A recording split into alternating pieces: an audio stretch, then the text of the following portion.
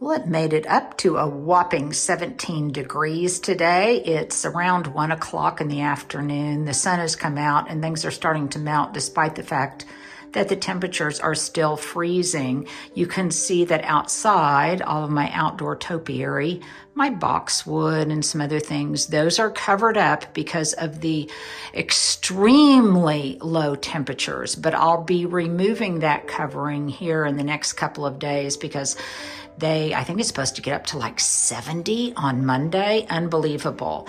And my indoor topiaries are still kind of hanging in there. You guys have had a number of questions about their winter care, and I've discussed it many times before. In general, you just want to make sure that they get lots of light, lots of water, especially in areas that if you have like a heating vent or a room that just tends to get overly hot and overly dry, then you might want to put them on a saucer filled with pebbles and keep that saucer filled with water. But mostly you just need to make sure that these myrtle topiaries, the myrtle topiaries in particular, don't dry out. And if you've got other questions about starting a topiary, then you might want to watch this oldie but goodie video that I put up a few years back about this time of year, and it might answer some of those questions. In fact, I'll probably be watching it along with you because I haven't seen it in a number of years, and sometimes I forget my own advice or the things that I have learned. So I hope you enjoy it, and we'll be back this weekend with new videos. Stay warm. Well, today it's all about topiary, and I'm going to go through some different ways that you can establish topiary or buy topiary or create topiary. But first, I just want you to know that my studio outside is just an absolute mess. This is very behind the scenes QVC because Stuart and I did 3 QVC segments in one day. One was at 1 o'clock in the morning, the other one was at 6 o'clock in the morning, and the other one, last one was at 3 a.m. And anyhow, we were shuffling things back and forth, so this is all kind of chaotic in here, but I thought you'd kind of get a kick out of that because this is where, I don't do all of them, but I do a number of my QVC things. Okay, so today is about topiary, and what I am going to address and describe is more how to get started in topiary. And if you are interested in topiary, then you might, this is a little mini commercial, you might want to get one of my books because I do describe in here care and maintenance of topiary, how you create them, what plants make for good topiary, how I use them, and stage them at my house. So that's just a little heads up that, let me see what I dropped, Stuart. Oh, this is very fortuitous, because if you get one of my books, I think I have told you that I will send you a book plate, and I'll also sign it, and so this is the book plate that you get. So excuse me for, I think I said yesterday I have the dropsies. I think I have the dropsies again today, and Stuart will probably go, oh Nellie. Last week it was tickled pink, and this week it was, oh Nellie. And I said, Stuart, how old are you? He comes up with these expressions that people of my age and older typically use. So I don't know, are you channeling your past, your grandmother or something? Anyhow, it wouldn't be a shooting day if I weren't making fun of Stuart. So let's talk about what kind of plants make for good topiary. And by the way, I've kind of got topiary on the brain. In general, I always have topiary on the brain, but in particular now, because I'm also writing an article for, I think it's the April or May issue of Garden Gate magazine on topiary. So that said, that's all the preliminaries out of the way. How do you make topiary? Well, number one, you can buy topiary already made. And I have done that, and especially when I want really large specimens, huge boxwood topiaries like the ones that are out in my yard, in my landscape, I have created them, but a lot of them I've also bought in that form. They can be expensive, yes, but to me it's like it's an investment piece, just like an investment piece of your wardrobe. I consider it to be part of my landscaping wardrobe because it makes such a difference and is one of the main signature touches that I employ in my own garden. So you can get them pre-made. You can look at independent nurseries. Sometimes you'll find them at garden centers. I sometimes will travel a distance to find one, or if you know someone who is a landscape architect or a landscaper, they may have access to different sources that you don't, so you can always ask them to be on the lookout for you. So that is one place where you can find really large specimens. The next place is just you can buy some pre-made from those same locations, garden centers, nurseries. I find them at Trader Joe's periodically, Whole Foods. Obviously, some of my better independent nurseries will carry them, sometimes florists. And those are typically going to be tabletop varieties. So they may be something like this, if you kind of move with me. I got this topiary, which is basically just a wreath form with plain old hedera or ivy along the wreath, the metal wreath form. I got this at Trader Joe's over the holidays. I got 2 of them. They are still doing just fine. They were very inexpensive at about, $10 to $12, and I love them, and I love them in 2s because they're great symmetry on your buffet, on your mantle, or maybe your dining table outdoors. So that's another way you can get them. Very obviously, you could also save, let's see if we can do a close-up here, Stuart. You could save the metal ring. Can you see that at all? Okay, the metal ring, which I have done many a time. If the plant dies, which they sometimes do, I save the metal ring, and then I can just buy a pot of ivy, and I can, with long tendrils, I can wind it around, and I've created my own ivy topiary. Typically, you'll find that around the holidays like Valentine's Day or Mother's Day or Easter or Christmas, if you're going to find them inexpensively at local sources like Home Depot or Trader Joe's, that's when you're going to find them, is around the holidays typically. So it's a good time to look for them. But obviously you can make them at almost any time of year. Now a few other types of plants that lend themselves to this instant topiary by training something around the form are things like angel vine, or also called wire vine, or Muhlenbeckia. You could use something really that you could easily find, like Vinca major, or any kind of ivy, or Asian jasmine. Anything like that that has long tendrils you can find to wind around this. A lot of times you'll also find things like jasmine, or even, I've even seen miniature roses in some ways used this way. So just don't be confined to any one type of material. If it has long branches, long canes, then you probably can make a circular form like this very, very, very easily.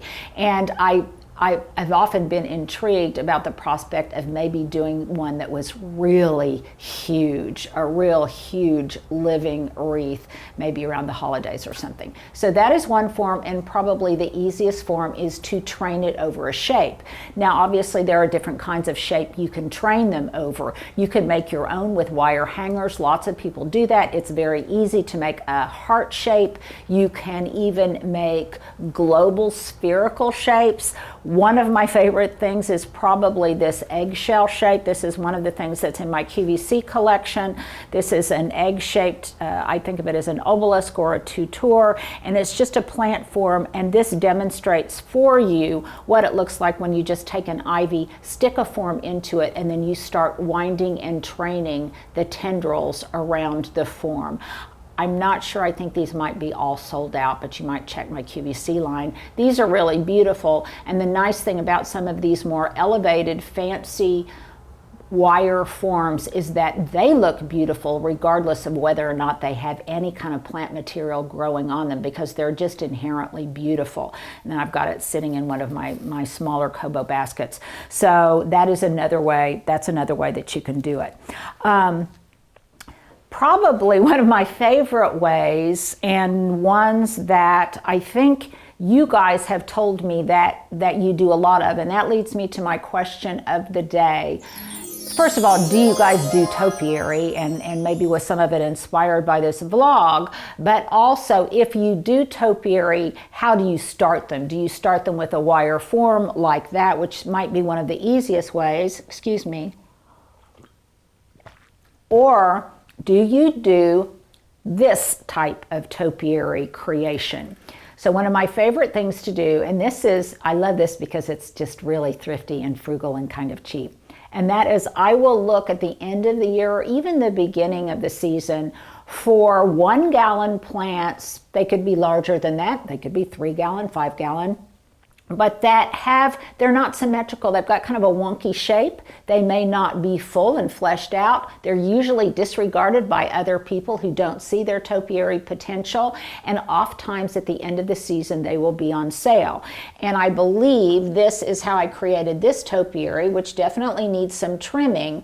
But what I looked for, and this is just a typical boxwood, you could look for euonymus, you could look for really any type of shrub, privet. This one, what I look for is just something that has a strong central vertical stem. And this definitely had that, and then I could shape it accordingly and have it grow up and into place. And I have done this with junipers, I have done this with all sorts of evergreens, but you basically just get a 1 gallon plant from the nursery. And by the way, Stuart, I think let's put up a link to the topiary playlist, because there's a playlist of all of my past vlogs where I show how to shape them and how to transform just a shrub into a topiary. So that content has already been created, but that's another way. Again, you can look for different forms. For example, this is kind of a classic form that you might see in your nurseries, and that's just this very tall, pointed, conical shape. A lot of times it will be an arborvitae, it'll be some kind of evergreen. This is a lemon cypress that we just love, that in my zone can be kind of temperamental. It doesn't really like our heat, but nevertheless, for periods of time, I will grow them. This was actually a start that my friend Monica cultivated and raised to maturity. She can still take cuttings off of this, and she has done that. Stuart, I'm going to go over here and shut this. We've got a little bit of a breeze today, you guys. The weather has been so wacky. That's the door that goes out. Let's give them a little peek into the out of doors. That goes out into the garden. But this is a traditional form that you can find just about anywhere. And a lot of times you will see them and they have the hint of this shape. They have sometimes they'll be very tightly clipped, but most of the time they're a little bit fluffy and they don't have the strong architectural form that I at least so much look for in a topiary. So in that case, then you get them and you clip them, and they look great in pots. They look great in the ground. They are often very inexpensive, and it's a fun thing to do. In the Southern Living plant collection, I like to use pancake arborvitaes. I also like to use their fire chief arborvitaes. There's a lot of different kinds of evergreens that you can use. So again, don't be confined to any one type of plant material. Just let your imagination go wild and just look for potential. You can see here that I've got some other tiny little boxwoods. This is a start. This one was a case of being observant. So when I trim my boxwood in the spring, sometimes pieces fall to the earth, particularly if it's in an area that stays wet and kind of soggy, and it will root in place, and then I identify it and I dig it up and I turn it into a small starter topiary. But you can also obviously take cuttings, and in the topiary playlist, I believe there is one where Monica shows us how to take cuttings and transform them into topiary. So definitely you will want to reference that and check those out. I've talked about this form of topiary acquisition many times, and it may be, each thing is my favorite, but this might really be my favorite because it is just turning something, nothing into something. This is a cherry laurel that I dug up from the yard. The birds planted it. I didn't even know what it was originally when it came up. I just noticed that it had that telltale strong leader or strong central stem that was rather straight and that I could train with just a little post, a little dowel here. And so I did that. And this one you can see, I don't know, Stuart, can you tell that this is loosely starting to acquire a double ball form? I have played with the idea of just making it be a single ball form, but I think over time I am going to let it grow into a double ball form. Now it is starting to put on new growth, and I anticipate by the end of the season that it will be much thicker and much fuller. Now Stuart, if we can do an up close, let me see if we can get a visual on this. Now the reason that you prune topiary very frequently, especially during the growing season, is because when you trim it, it forces out interior growth. So can you see that, Stuart? That there's a little bud there right at the intersection of the stem and the leaf. You can see right there. There's also one there at the top. And what that will do is it will increase the thickness, the density, and the bushiness of the shape that I am establishing by cutting off the terminal ends. And again, I'm not going to go into that in great detail, but it's something that's in my book, and it's also in some of the previous segments that we have done, previous vlogs that we have done. I've got 2 of these. I've also seen some candidates out in my yard, and it's funny, you guys, because this is proven to be one of my favorite plants to use as topiary, partly because it's just free and I just dug it up, but also because what I love about it is it's got the kind of glossy foliage that I like, but the leaf form is a little bit larger, and it makes a wonderful size and textural contrast to my other topiaries, like my boxwood and like this compacta myrtle. So they create a great synergy, and I love the way they look. Plus it has that kind of glossy foliage. So again, be observant, be open-minded about anything you see growing in your garden. I have done many before where I've dug up little trees, little conifers, and made miniature Christmas trees. It's such a fun thing to do with your kiddos, but also it's a way to get a very elevated, what I sometimes believe we think of as a sophisticated way to garden with these beautiful topiaries, but it does not have to be. You can find all sorts of plant material in your yard or in a friend's yard. I think we have that sometimes misconception that it's really expensive because you can't pick up a high-end shelter magazine, whether it's Veranda, Architectural Digest, I don't care what kind of shelter magazine it is, Domino, any of them, without seeing topiary inside used in the interior. And I think that's sometimes why we think they're expensive. Now, while you can create them very inexpensively, you can also spend some money on them. And where I invest my money in topiary is typically in compacta dwarf myrtles, or myrtle communis, whatever it is, however you pronounce it.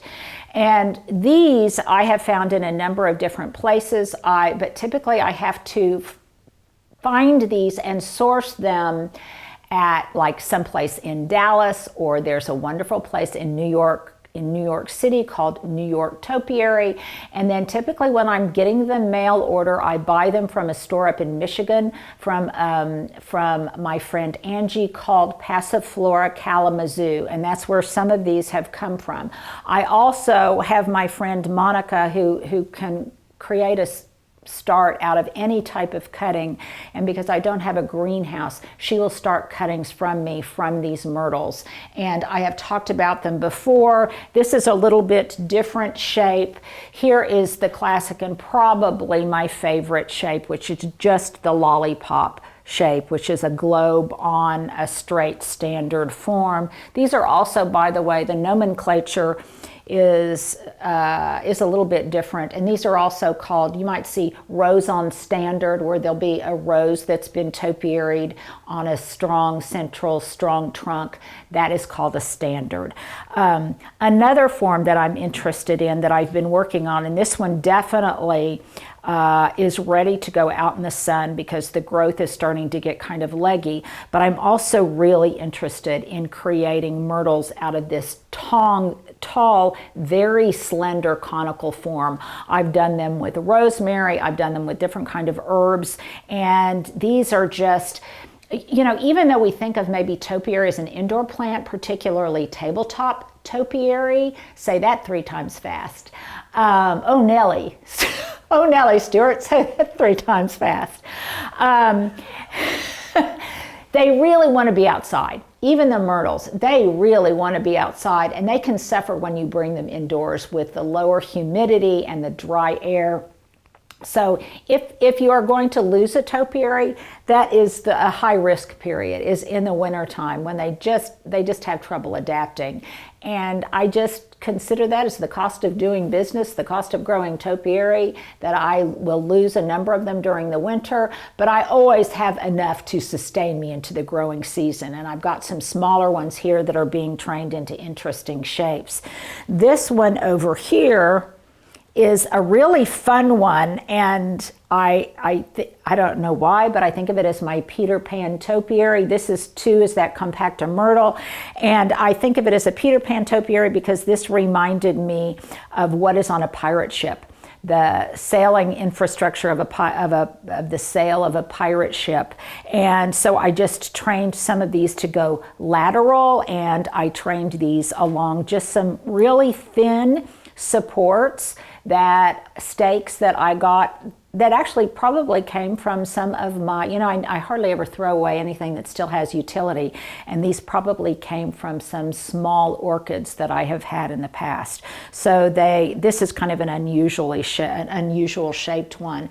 And then this one here, you can see, is kind of an ugly teenager, and it is growing up hopefully to be a beautiful adult. And this one I just trained for that Garden Gate magazine article that I am doing to show how you get it started. It was growing laterally, and then I just trained it up a post. Now, some of the things that you might need, and Stuart, let's put all these links in the description below. We'll put, sometimes depending on what form you are seeing it on, whether it's your phone, your laptop, your iPad, you may or may not see the links above, but I always put them below in the description box, and also on my Instagram account in stories, we supply the link, and if you can't find it, just shoot us a comment and we definitely will provide you the link. But some of the starter things that I like to have on hand when I start working with topiary are, number one, obviously some kind of plant material,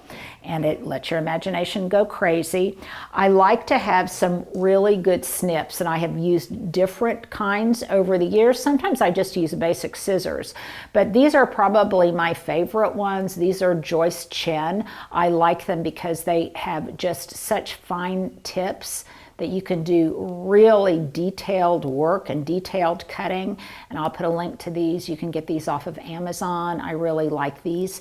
I also typically have, I like these little tiny whisk brooms, and I will keep these in my garden trug, or I've got one in my kitchen so I can kind of clean up the snips that fall all over the place. And then this time of year, I find this absolutely indispensable. And that is some kind, and you could use Miracle Grow or some other kind of liquid fertilizer, but I like to use the Espoma products, or I'm also trying another organic liquid fertilizer. And at a very, very weak strength, right now I am starting to fertilize my topiary so that they will start putting out growth that I can start trimming into shape. I'm not going to aggressively feed them right now because we've still got a lot of winter left, but I do want them to start putting on growth along with the longer days, because even though they're indoors, there's more sunlight coming in as the days increase. So I'm doing that with pretty much all of my topiaries, particularly my indoor topiaries right now. So that's what I like to have on hand. Also, one thing that I have found is it's just pretty much easier, not necessarily always attractive when you're not using them to style something, but just more as a hobby. I like having trays that you can set them in. I got these plastic faux terracotta trays. I got these off of Amazon, and they're really good because then to keep them watered, I can just pour water into the tray and it hydrates them from the bottom up. And the other thing that it does is start encouraging the growth of that wonderful mossy patina that I like so much. So that's good. The other thing is myrtle topiary, unlike most plants, they don't mind standing in water. So I don't worry too much about them getting harmed by sitting in water for a while. You can hardly overwater these dwarf compacta myrtles. You can, however, really underwater them. And once they've been underwatered or they have suffered, they're just kind of a goner, and they can be a little bit temperamental that way.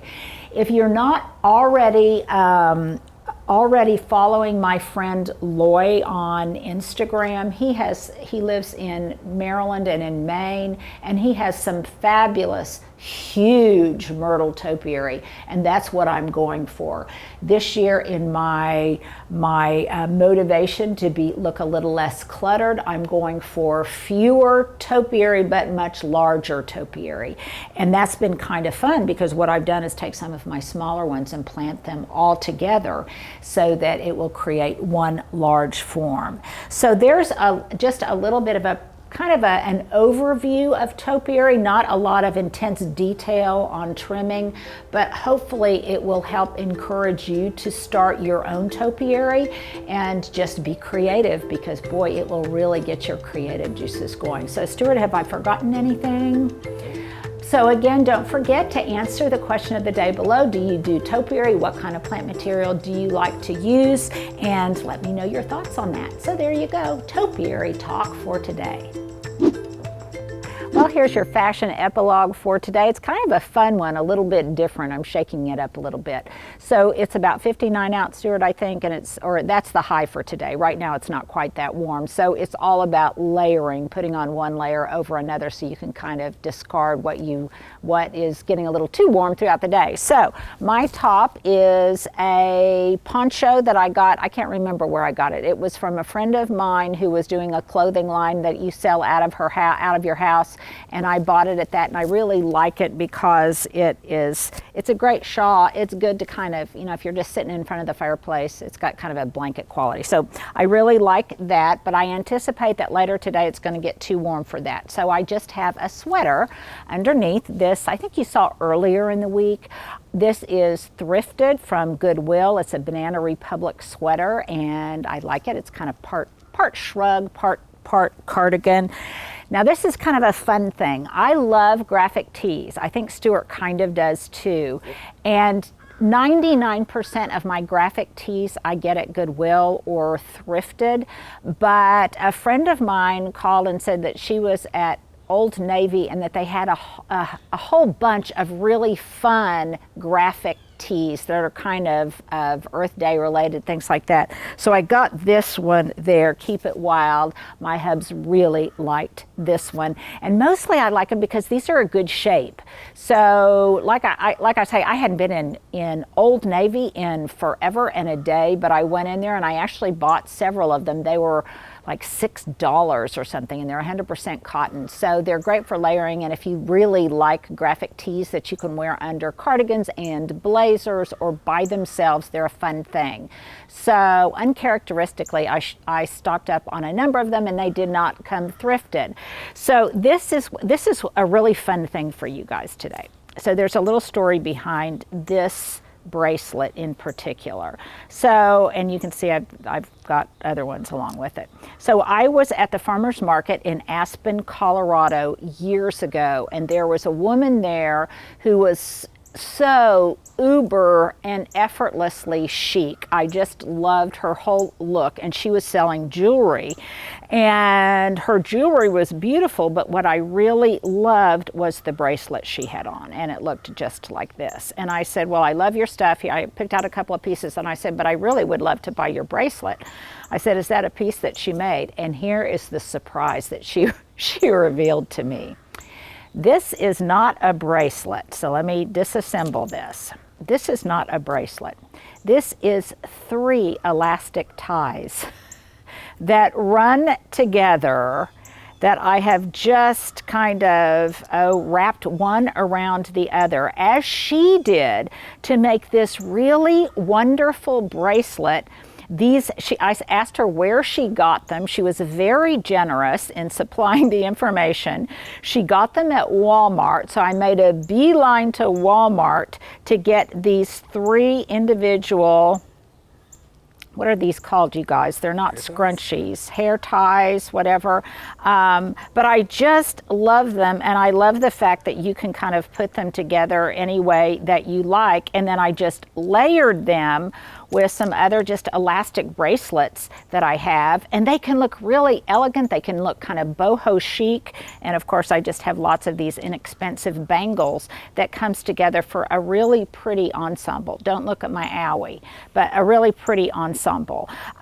This ring I got in Amelia Island. My sister and I both bought one simultaneously so that when we put it on we can think of each other. And yes, I actually do have a manicure because Stuart and I did tons of QVC last week, and my previous manicure had just been destroyed.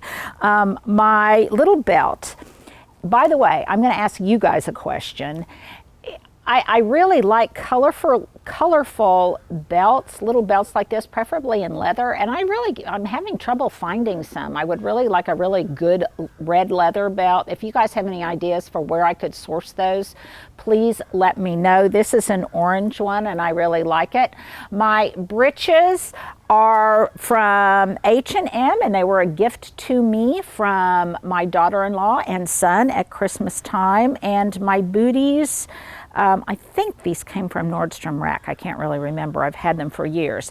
I do have a question of the day for you guys on this outfit du jour, and that is, again, no right answer, no wrong answer. I am just curious about what your feelings are on them. But my mother-in-law really did not like it when we gals would wear ripped jeans, and maybe especially if you were an older gal like me, she just kind of didn't think it was appropriate, maybe not ladylike. And I know there's a whole different theory about that. I am somebody that I just kind of like it. I like the texture of it, and I like the additional little again, textural element, I guess, that it gives to a pair of breeches. But again, there's no right or wrong answer. I am just curious, do you guys wear jeans that have tears in them? And if you do you think that there should be an age cutoff for that? If at a certain point we're too old to wear them, or if they're just something that should be relegated to the young? I'm just curious what your thoughts are on that. Stuart is laughing. Is laughing at me. So there you go. There is your outfit question of the day and your outfit du jour.